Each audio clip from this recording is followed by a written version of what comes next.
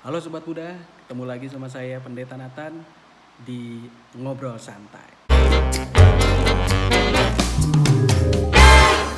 Oke teman-teman, hari ini kita mau ngobrolin atau saya ngajak teman-teman untuk diskusi satu topik yang sekarang jadi fenomena di masyarakat, yaitu khususnya untuk orang-orang Kristen ya, yaitu kebaktian live streaming.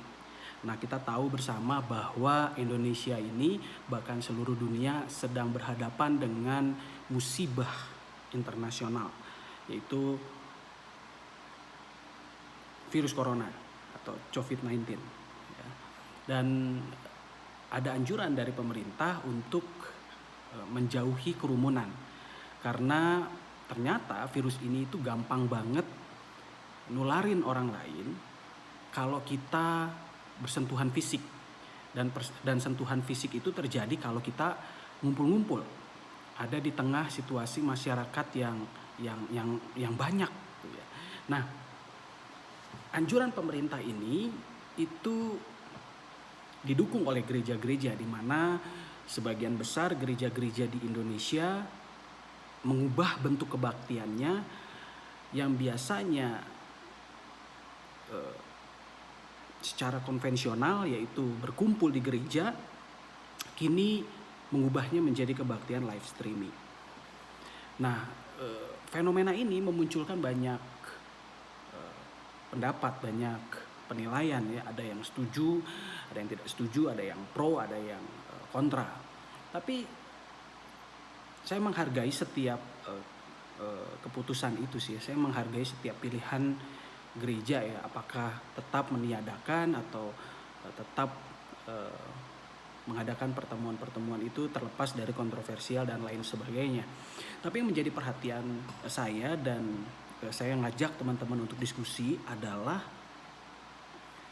ada orang-orang yang merasa bahwa kebaktian di rumah dengan media live streaming, dengan media sosial itu bukanlah kebaktian yang berkenan di hadapan Tuhan.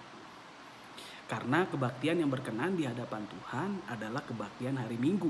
Kebaktian yang diadakan di hari Minggu, di mana setiap orang Kristen berkumpul di satu tempat, beribadah di sana, bernyanyi, mendengarkan firman Tuhan. Nah, menurut teman-teman gimana? Kalau saya sih berpendapat bahwa kebaktian di rumah adalah kebaktian yang sebetulnya berkenan di hadapan Tuhan. Kenapa? Ya, kalau kita lihat ya, misalnya kita baca aja firman Tuhan di dalam Yohanes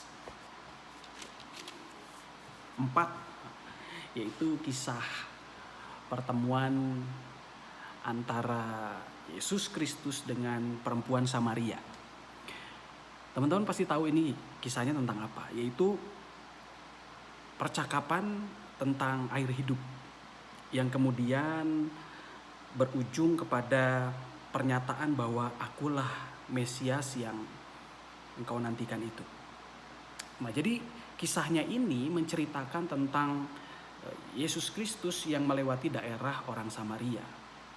Dan pada saat itu pukul 12 siang hari, ya, perempuan Samaria itu pergi ke sumur untuk menimba air. Kenapa dia pergi siang hari? Ya karena hanya siang harilah orang-orang Yahudi tidak keluar.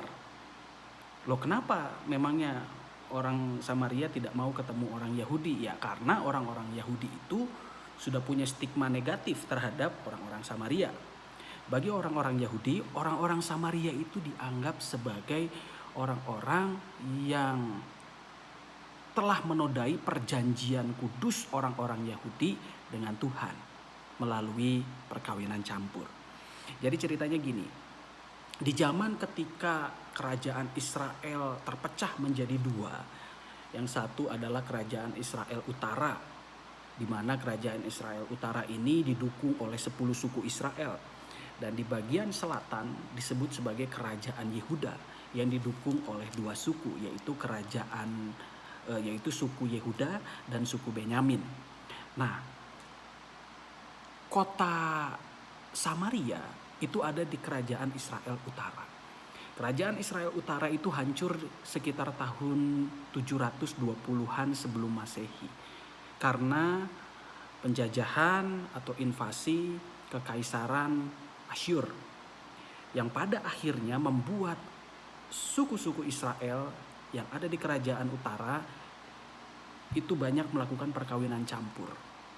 Nah, suku-suku Israel yang banyak melakukan perkawinan campur ini dianggap telah menodai kekudusan janji Tuhan terhadap orang Yahudi. Jadi orang-orang Israel yang banyak melakukan perkawinan campur ini, mereka itu bukan hanya kawin, bukan hanya menjalin hubungan keluarga, tetapi mereka pada akhirnya turut menyembah ilah lain. Dan hal tersebut dipandang sebagai penodaan terhadap janji Allah kepada orang Yahudi. Dan orang-orang Yahudi yang masih murni darahnya di kerajaan Israel Selatan, yang ada dua suku itu, yaitu suku Yehuda dan suku Benyamin, itu merasa bahwa orang-orang Israel di bagian utara itu sudah tercemar dan tidak patut untuk tetap masuk ke dalam janji Tuhan. Nah, stigma ini terus bertahan sampai zaman Tuhan Yesus. Jadi orang Samaria itu selalu dipandang sebagai orang yang sesat, orang yang tidak layak di hadapan Tuhan, orang yang pasti tidak akan diselamatkan oleh Tuhan. Nah, itulah mengapa orang-orang Samaria itu memilih untuk beribadah di tempat yang berbeda dengan orang Yahudi beribadah.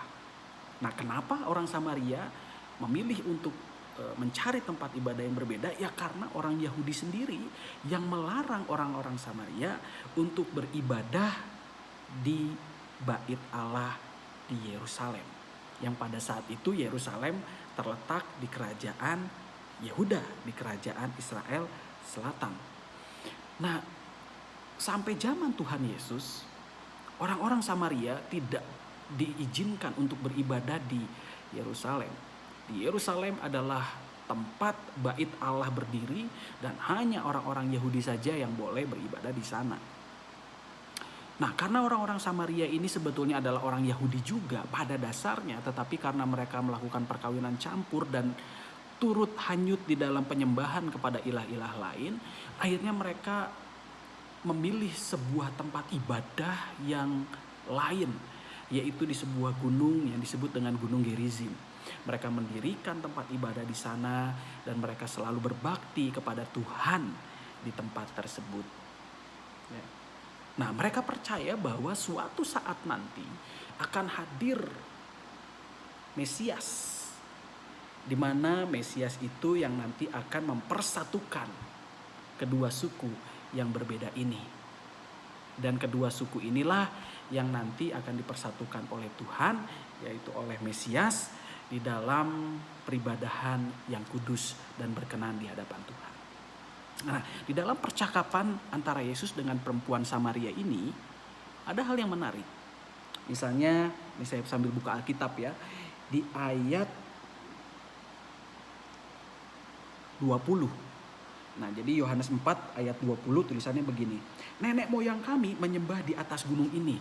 Jadi perempuan Samaria mengatakan kepada Yesus bahwa nenek moyang kami, orang-orang Samaria, menyembah di gunung ini, yaitu Gunung Gerizim.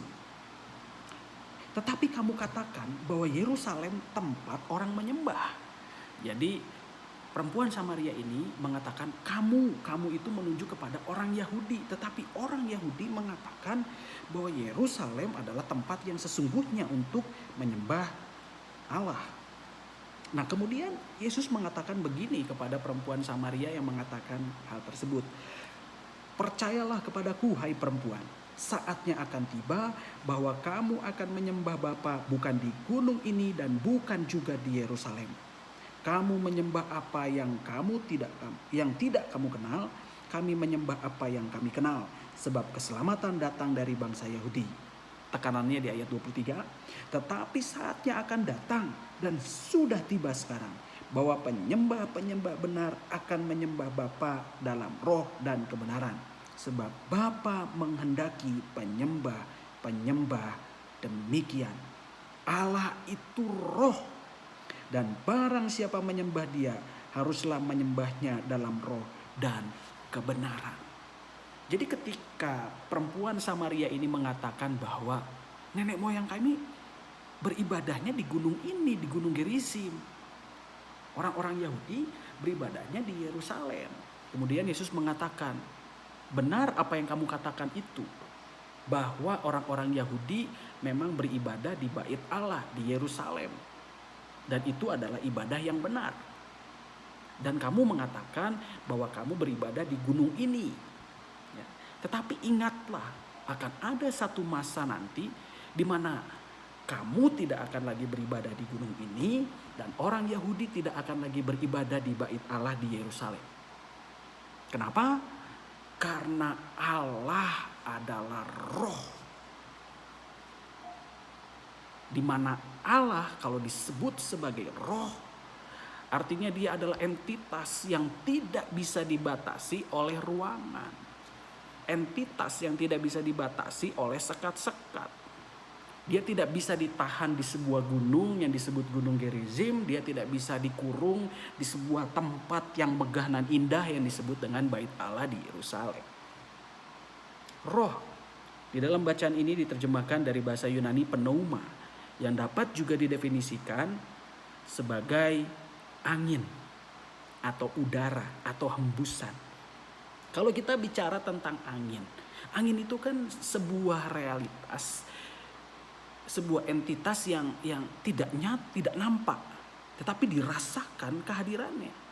Misalnya kalau teman-teman gitu ya, terhempas oleh angin, kita nggak bisa ngelihat angin itu, tetapi kita bisa ngerasain bahwa angin kita ini dihempas oleh angin gitu, oleh sesuatu yang membuat badan kita terdorong. Nah, roh itu seperti angin. Dia nggak kelihatan, tetapi dia nyata kekuatannya dan kuasanya. Nah, kalau Alkitab mengatakan bahwa Allah itu roh, artinya Allah itu tidak bisa dikurung di dalam satu tempat. Oleh karena dia tidak bisa dikurung di satu tempat, maka dia bisa diakses oleh siapapun yang percaya kepadanya dimanapun. Itulah yang disebut dengan penyembah-penyembah yang benar. Mereka yang menyembah Allah di dalam roh. Artinya mereka yang menyembah Allah dimanapun mereka berada. Jadi bukan berarti kalau kita datang ke Gunung Gerizim sebagai orang Samaria maka kita ketemu Allah di sana. Kita baru ketemu Allah di sana. Atau kalau kita sebagai orang Yahudi kita datang ke Bait Allah di Yerusalem kita baru ketemu Allah di sana. No. Allah ada di mana-mana. Dia maha hadir. Makanya ada seorang teolog yang mengatakan omnipresent atau maha hadir. Dia yang maha hadir. Kalau Allah dikatakan maha hadir, maka keberadaannya tidak bisa dibatasi oleh apapun. Nah, dengan memahami firman Tuhan yang seperti ini, bagaimana kita memahami kehidupan bergereja kita zaman sekarang? Kalau kita sekarang berpikir bahwa ibadah yang sebenarnya adalah kebaktian di gereja, maka kita perlu memahami teks Alkitab ini.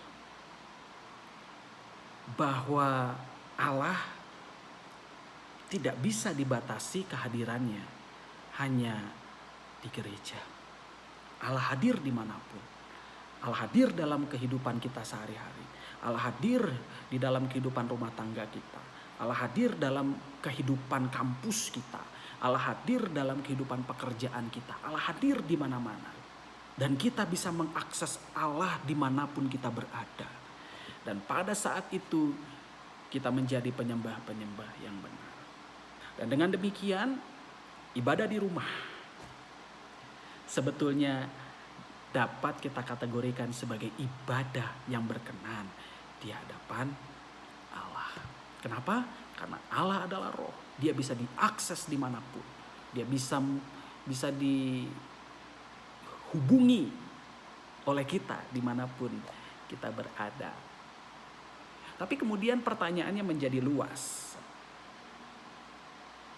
Kalau Allah itu roh dan bisa diakses dimanapun, lantas apa pentingnya kita ke gereja? Udah aja kita nggak usah ke gereja. Cukup kita sekolah, kita kan bisa ketemu Allah di sana.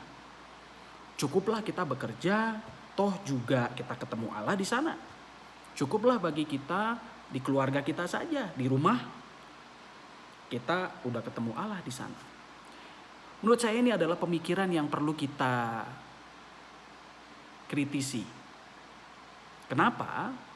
Karena gereja itu hadir ada tujuannya. Gereja sebagai sebuah persekutuan yang di dalamnya secara nampak itu terlihat dari gedungnya, dari organisasinya, dari kegiatan-kegiatannya dan lain sebagainya. Itu ada di dunia dengan sebuah tujuan. Kita tahu bahwa orang-orang Israel di zaman dahulu kala dipilih oleh Allah untuk menjadi umatnya. Itu dengan satu tujuan. Untuk apa? Untuk menjadi terang bagi bangsa-bangsa lain.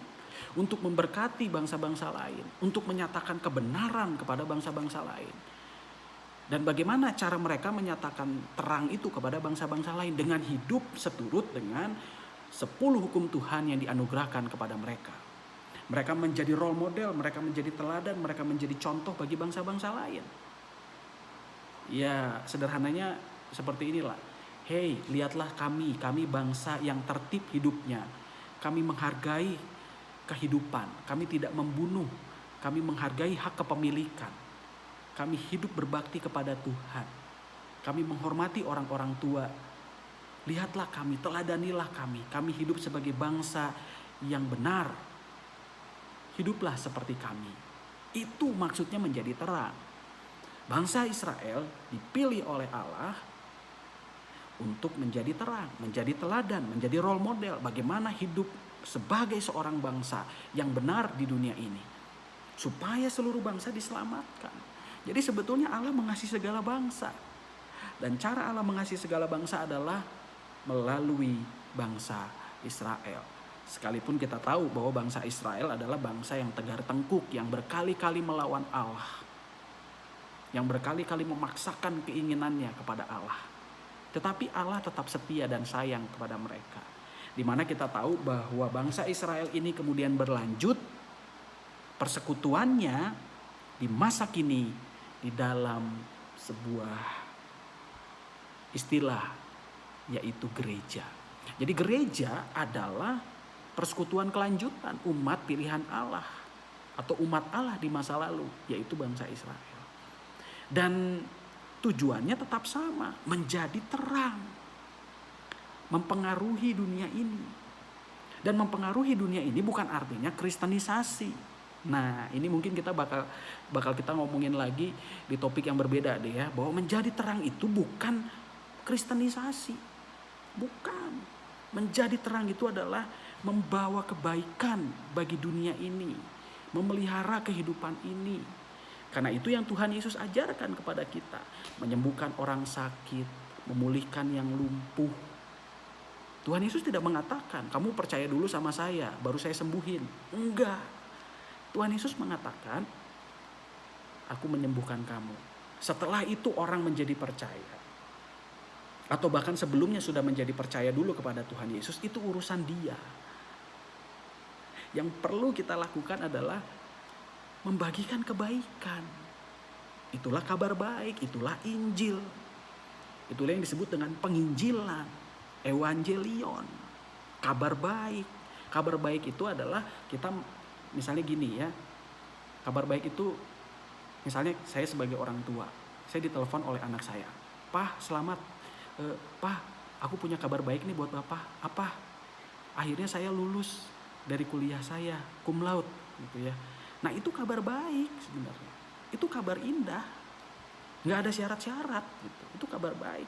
Dan kabar baik yang kita bagikan kepada dunia itu adalah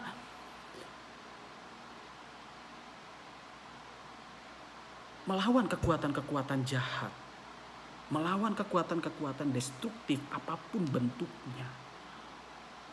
Dan itu adalah kabar baik yang mesti kita perjuangkan di dunia ini, memelihara kehidupan, memperjuangkan kemerdekaan, keadilan bagi semua makhluk, bagi manusia. Nah, teman-teman, kalau gereja masih memiliki tujuan yang sama seperti umat pilihan Allah, yaitu menjadi terang, pertanyaannya adalah, kenapa kita harus ke gereja kalau kita bisa ketemu sama Tuhan di tempat yang lain, di rumah, di tempat kerja? Tadi kan itu pertanyaan kita. Gereja adalah, menurut saya pribadi, dan ini pendapat subjektif saya, itu ibarat bengkel. Jadi kalau bengkel itu, ya kan, teman-teman bawa nih kendaraan teman-teman, anggaplah motor gitu ya, atau mobil lah, mobil.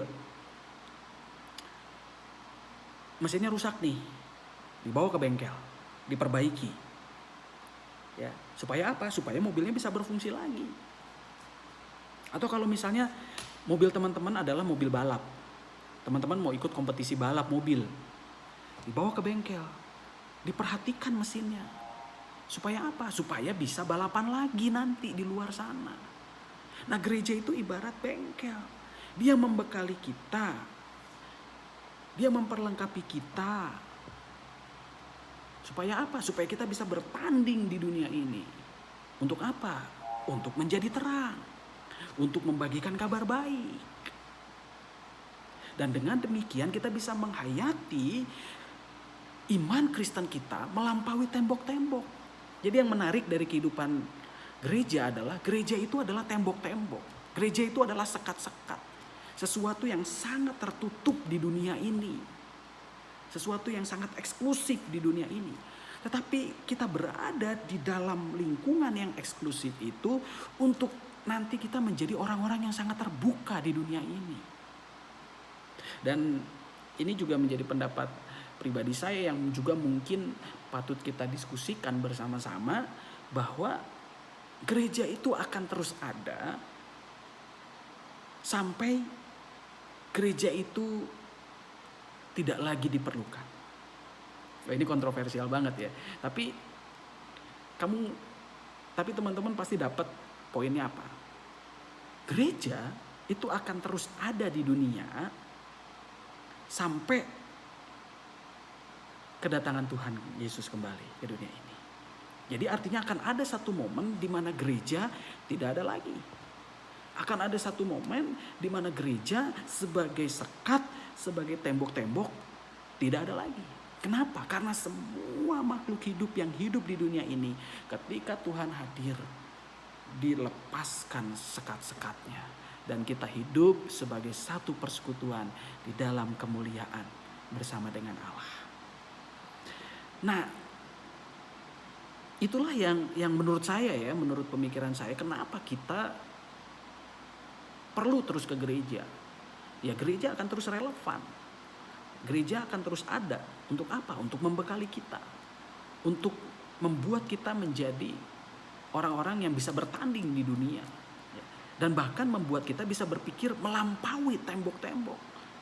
Nah, pemikiran-pemikiran seperti ini kan muncul dari mana? Dari pertemuan-pertemuan di gereja, dari persekutuan di gereja, dari pembekalan di gereja, pendalaman firman Tuhan di gereja. Kita dapatkan itu di gereja untuk apa? Supaya kita bisa beriman dengan lebih cerdas, dengan menggunakan akal sehat, dengan menggunakan anugerah-anugerah Tuhan yang lain di dalam kehidupan kita. Nah, jadi apakah ibadah di rumah adalah ibadah yang berkenan di hadapan Tuhan? Jawabannya adalah ya, jelas. Kenapa? Karena Tuhan itu hadir dimanapun. Dia omnipresent. Ya, kalau Alkitab mengatakan Allah itu roh. Kalau disebut sebagai roh, dia bisa diakses dimanapun. Ya. Nah, marilah teman-teman kita menemukan pemikiran-pemikiran yang bisa membuka nalar kita, membuka kecerdasan iman kita, supaya kita bisa beriman dengan bertanggung jawab. Karena Tuhan mengatakan kepada kita, kasihilah Tuhan Allahmu dengan segenap hatimu, dengan segenap jiwamu, dan dengan segenap akal budimu. Jadi kita perlu memakai ketiga hal tersebut, hati, jiwa, dan pikiran atau akal budi. Ya, jadi pembicaraan-pembicaraan kita ini, marilah kita diskusikan, marilah kita dalami, gitu ya. Saya bukan seseorang yang paling benar yang bisa menceritakan banyak hal gitu. Saya pun juga masih belajar, dan di dalam sesi atau rubik ngobrol santai ini sebetulnya saya ingin mengajak teman-teman juga untuk berbicara lebih luas lagi, memikirkan lebih luas lagi tentang masa depan gereja, khususnya masa depan gereja di Indonesia, apalagi sebagai anak-anak muda. Nah, paling itu aja sih yang mau saya omongin. Mungkin kita bakal ketemu lagi di lain kesempatan, kita bicara lagi topik yang lain, topik yang berbeda. Kalau misalnya teman-teman ada pertanyaan, silahkan tuliskan aja ke email pribadi saya, nathanielvalentino@gmail.com, atau di kolom komentar atau di PM Instagram. Ya, jadi teman-teman kalau mau nanya hal-hal seputar teologi, silakan. Nanti saya akan berikan jawaban. Kalaupun saya nggak tahu, nanti saya tanya teman-teman saya apa jawaban menurut versi mereka, gitu ya. Dan mungkin juga akan ada kesempatan di mana saya akan ngobrol-ngobrol juga sama pendeta-pendeta muda yang lain, supaya kita bisa ngelihat nih perspektif mereka tentang topik-topik tertentu, gitu ya. Nah, teman-teman silakan memakai forum ini untuk berdiskusi satu dengan yang lain. Oke, gitu aja. Sampai ketemu lagi. Tetap semangat dan terus asah pemahaman Alkitabmu. God bless you.